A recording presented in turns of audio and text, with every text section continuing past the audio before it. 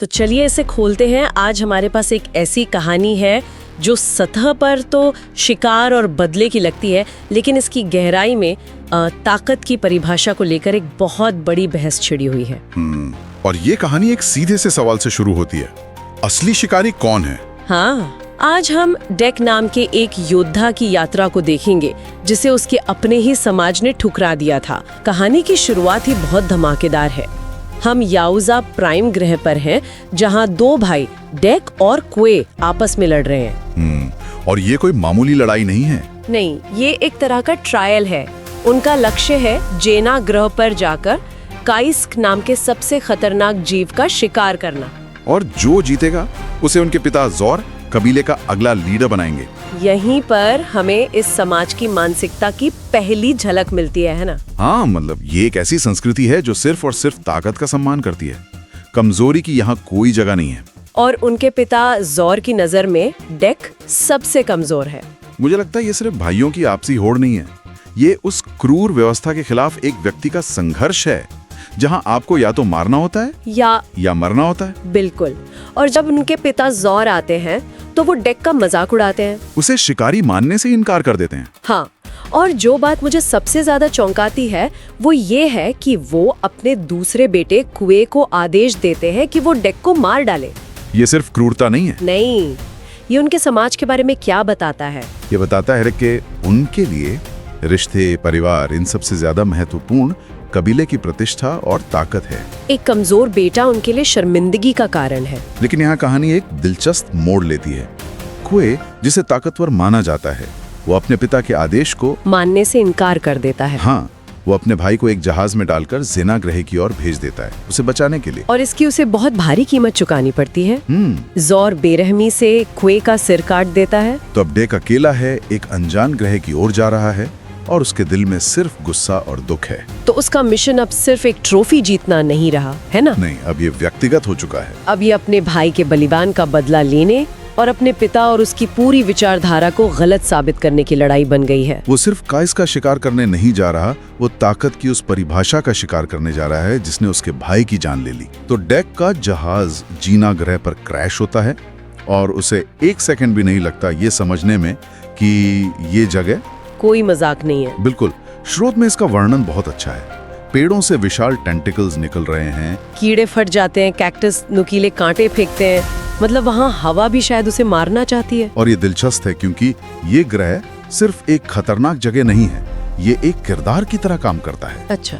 एक ऐसा किरदार जिसका एकमात्र मकसद डेक को उसकी पुरानी पहचान से तोड़ना है। उसके पिता ने उसे सिखाया कि सबसे बड़ा शिकारी बनो, लेकिन यहाँ तो पौधे भी शिकारी हैं। ये ग्रह उसे हर कदम पर बता रहा है कि तुम्हारी पुरानी परिभाषा, तुम्हारी अकेली ताकत यहाँ किसी काम की नहीं है। सही बात है। उसे तुरंत अपने घावों के लिए पत्तों से दवा बनानी पड़ती है, जो दिखाता है कि उसे बदलना शुरू करना ही होगा। और इसी खतरनाक माहौल में उसकी मुलाकात होती है थिया से। थिया एक सिंथेटिक है, यानी एक रोबोट जिसका निचला आधा शरीर नहीं है। वो एक चट्टान के पीछे छिपी हुई है। जब डेक पर एक विशाल एलियन पक्षी और वो फटने वाले कैक्टस हमला करते हैं, तो थिया उसे मदद की पेशकश करती है। वो कहती है कि जहर का तोड़ मेरे पास है, लेकिन तुम्हें मेरी मदद करनी होगी। यहाँ कहानी एक बहुत ही महत्वपूर्ण सवाल उठाती है ना? बिल्कुल। डेक की दुनिया में किसी और की मदद लेना कमजोरी की निशानी है। वो थिया को सिर्फ एक उपकरण या टूल के रूप में देखता है। लेकिन थिया सहयोग और इमोशनल कनेक्शन जैसे विचार सामने रखती है, जो डेक की संस्कृति के बिल्कुल खिलाफ है। हाँ, पर क्या वो सच में मदद कर रही है या एक मशीन के तौर पर वो बस जिंदा रहने का सबसे तार्किक रास्ता चुन रही है? अच्छा पॉइंट है। हो सकता है कि सहयोग उसके लिए सिर्फ एक और टूल हो, ठीक वैसे ही जैसे डेक उसे एक टूल समझता है। ये तो है। शुरुआत में तो ये सिर्फ एक मजबूरी का गठबंधन ही लगता है।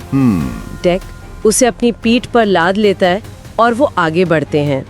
वे एक घाटी से गुजरते हैं जहाँ ईल जैसे जीव उन पर हमला कर देते हैं। और यहाँ थी अपनी कीमत साबित करती है। वो कुछ चिपचिपे बीजों का इस्तेमाल करके उन जीवों का ध्यान भटका देती है। ये सिर्फ ताकत नहीं बल्कि स्मार्टनेस का प्रदर्शन था। और इस घटना के बाद कुछ बदलता है। क्या? डेक उसे अपना नाम बताता है। ये सुनने में एक छोटी सी बात लग सकती है। हाँ, लेकिन याहुजा संस्कृति में जहाँ हर कोई एक दूसरे को बस रैंक और ताकत से आंकता है, अपनी पहचान साझा करना एक बहुत बड़ा कदम है। मतलब वो उसे अब सिर्फ एक उपकरण के रूप में नहीं देख रहा है। हाँ, वो उसे एक व्यक्ति के रूप में देखना शुरू कर रहा है। और सिर्फ इतना ही नहीं, वो उसे अपने भाई की कहानी भी सुनाता है। एक तरह से वो पहली बार किसी के सामने अपनी कमजोरी, अपना दुख जाहिर कर रहा है। ये वो डेक नहीं है जो कहानी की शुरुआत में था। बिल्कुल नहीं। ये एक ऐसा काम है जिसके लिए उसके पिता उसे शायद वहीं मार देते। अपनी भावनाओं को दिखाना उनके समाज में सबसे बड़ा पाप है। कि वो उन सभी नियमों को तोड़े जिनके साथ वो बड़ा हुआ है, सिर्फ जिंदा रहने के लिए। और जल्दी इनकी 2 लोगों की टीम में एक तीसरा सदस्य भी शामिल हो जाता है। एक छोटा अजीब सा जीव जिसे थिया बर्ड नाम देती है। शुरू में तो डेक और बर्ड की बिल्कुल नहीं बनती। हाँ, डेक उसे एक खतरे के तौर पर देखता है और मारना चाहता है, जो उसकी पुरानी सबसे योग्य ही बचेगा वाली मानसिकता को दिखाता है। उसके लिए हर दूसरा जीव या तो शिकार है या शिकारी। लेकिन फिर एक विशाल टेंटेकल मॉन्स्टर उन पर हमला करता है और यहाँ पहली बार हम इन तीनों को एक टीम के रूप में काम करते हुए देखते हैं। बर्ड अपनी शील्ड से मॉन्स्टर के दांत तोड़ देता है और डेक आखिरी बार करता है। यहाँ सिर्फ सहयोग की बात नहीं है, ये एक शिकारी की पूरी पहचान बदलने की बात है। सही है। याओजा समाज में अकेले शिकार करना ही सम्मान है। टीम बनाना एक तरह से हार मानने जैसा है। तो डेक के लिए ये सिर्फ एक रणनीति नहीं, बल्कि अपनी पूरी संस्कृति पर सवाल उठाने जैसा है। हाँ, और जब बाद में डेक अपना खाना बट के साथ शेयर करने से इनकार करता है, तो ये उसके अंदर का संघर्ष दिखाता है। एक हिस्सा अभी भी उसके पिता की तरह सोचता है, लेकिन दूसरा हिस्सा ये समझने लगा है कि इस ग्रह पर अकेले रहना मौत के बराबर है। वो एक नया अपरंपरागत कबीला बना रहा है, शायद बिना जाने समझे। इसी बीच कहानी में एक और खिलाड़ी की एंट्री होती है। एक ऑपरेशन जो थिया की सिंथेटिक बहन टेसा को ठीक करके वापस मिशन पर भेजता है। और उनका मिशन भी वही है, कास्क को पकड़ना। तो अब ये सिर्फ डेक बनाम ग्रह की लड़ाई नहीं रही। नहीं, अब ये 3 विचारधाराओं की लड़ाई बन गई है। कौन सी 3? एक तरफ ज़ोर की क्रूर पारंपरिक ताकत, दूसरी तरफ डेक का नया सहयोग पर आधारित मॉडल, और अब तीसरी है कॉरपोरेशन की ठंडी शोषण पर आधारित तकनीकी ताकत, जिसका प्रतिनिधित्व टेसा करती है। और थिया इन सब के बीच में फंसी हुई है। सही कहा। डेक और थिया कॉरपोरेशन के एक पुराने सेंटर में पहुंचते हैं, जहां थिया को उसके पैर वापस मिल जाते हैं। और वो डेक को चेतावनी देती है कि कॉरपोरेशन उसे मारने आ रहा है। ये दिखाता है कि उसने अपनी वफादारी चुन ली है। लेकिन डेक तो डेक है। वो भागने के बजाय कायस्कू को बाहर निकालने के लिए एक विस्फोट कर देता है। और कायस के साथ पहली मुठभेड़ डेक के लिए एक रियलिटी चेक है। वो जीव बहुत ज्यादा ताकतवर है। वो डेक की तलवार तोड़ देता है और जब डेक उसकी पूंछ काटता है तो वो पल भर में वापस उगाती है। हाँ, डेक की कच्ची ताकत और कौशल भी इस जीव के सामने कम पड़ जाते हैं। अगर थिया बंदूक से गोली चलाकर उसे नहीं बचाती तो डेक वहीं मारा जाता। ये सीन थिया की बात को सही साबित करता है। झुंड में शिकार, अकेले डेक उसे नहीं हरा सकता। और तभी टेसा अपनी टीम के साथ पहुंच जाती है और वो डेक और काइस्क दोनों को पकड़ लेती है। और यहीं पर एक बड़ा खुलासा होता है कि वो छोटा जीव बर्ड असल में काइस्क का बच्चा है। और यहाँ थिया और टेसा के बीच की जो बातचीत है वो इस कहानी के दिल में है।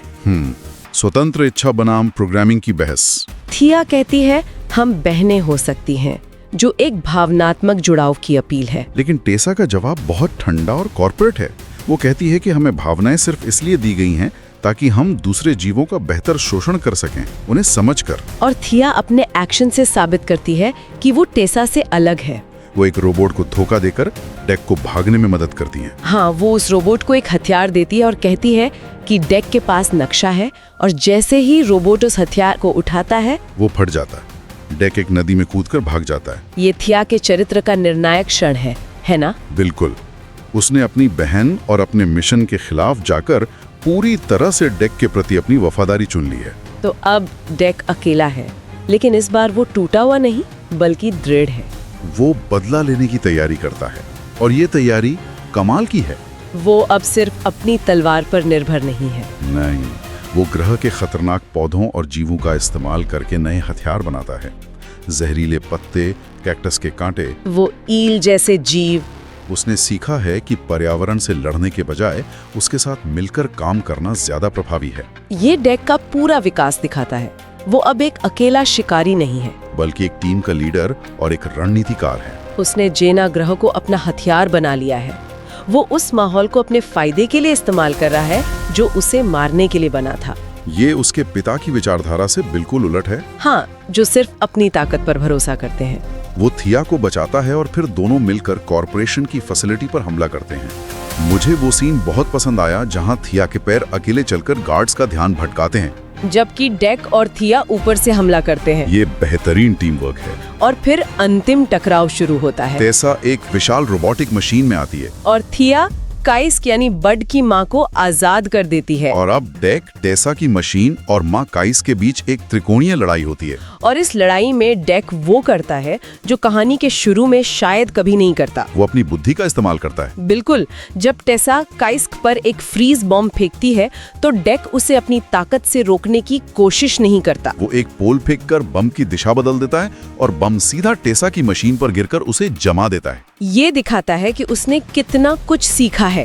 उसने जेना ग्रह पर सीखा कि सीधी ताकत हमेशा जवाब नहीं होती। कभी-कभी रणनीति, समय और पर्यावरण का सही उपयोग ज्यादा महत्वपूर्ण होता है। उसने अपने दुश्मन की ताकत को उसी के खिलाफ इस्तेमाल किया। लड़ाई का अंत बहुत दुखद होता है। माँ काइस टेसा को मारते के, लेकिन मरने से पहले टेसा का हथियार काइस के अंदर चला जाता है और एक विस्फोट में वो खुद भी मारी जाती है। अपने बच्चे को बचाने के लिए उसने अपनी जान दे दी। डेक बची हुई टेसा को खत्म करता है और ट्रॉफी के रूप में उसका सिर ले लेता है। और अब कहानी का अंतिम पड़ाव आता है। डेक अपने ग्रह पर लौटता है और अपने पिता जोर का सामना करता है। जोर उसे फिर से कबीले में शामिल होने का मौका देता है। वो कहता है शायद सही बेटा बच गया, लेकिन डेक मना कर देता है। ये उसके चरित्र का शिखर है।